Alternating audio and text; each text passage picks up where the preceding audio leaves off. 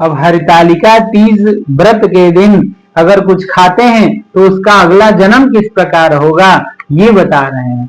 ये हमारा शास्त्र है जिसको पहले ही लिख कर रख दिया।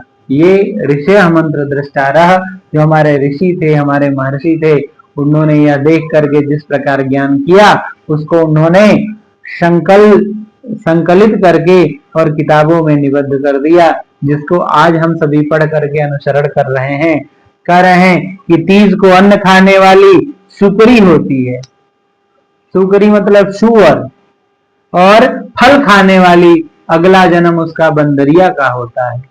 इसलिए पानी पीने से जोक बनती है, जलौका जलौका जल पाने न क्षीरा हारेण सर्पिणी, और दूध पीने से वह क्या बनती है, सर्पिणी, सांप की योनि मिलती है। मांसाहाराद भवेद व्याघ्री, और अगर मांस आदि का भक्षण करती है इस दिन में तो वह बाघ का जन्म मिलता है, बाघिन बनती है। और मर्जारी दधि भक्षणात्, और दही खाने से बिल्ली बनती है।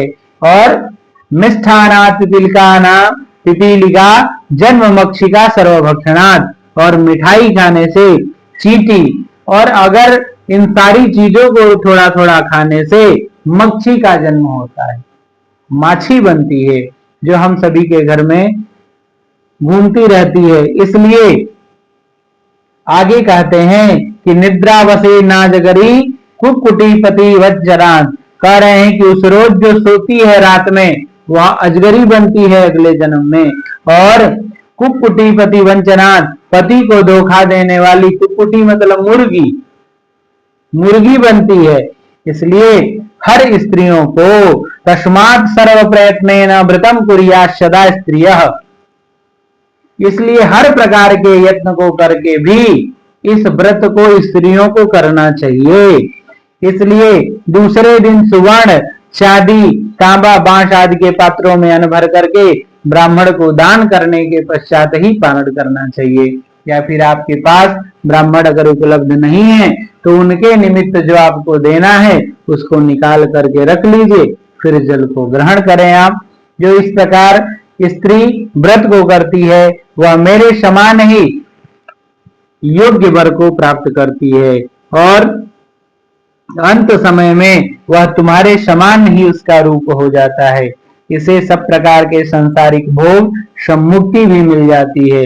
हरितालिका का व्रत और कथा सुनने मात्र से ही प्राणी को 1000 अश्वमेध यज्ञ का फल मिलता है। अश्वमेध यज्ञ का 1000 का फल मिलता है, सैकड़ों वाजपेयी यज्ञ के करने का फल मिलता है। मैंने यह सब व्रतों में उत्तम व्रत बताया है जिसके करने से प्राणी मात्र के सारे कष्ट दूर हो जाते हैं। अतः आप सभी माताओं को, बहनों को मैं सत सत प्रणाम करता हूँ। आप सभी का इस प्रकार का कठिन व्रत करने में भगवान भोलेनाथ, जो सबके लिए सरल हैं, परम करुणामय हैं, कर्पूर गौरम हैं, तो आप सबकी सहायता करें। इन्हीं वचनों के साथ मैं इस वीडियो को समाप्त करता हूँ। नमस्कार। हर हर महादेव।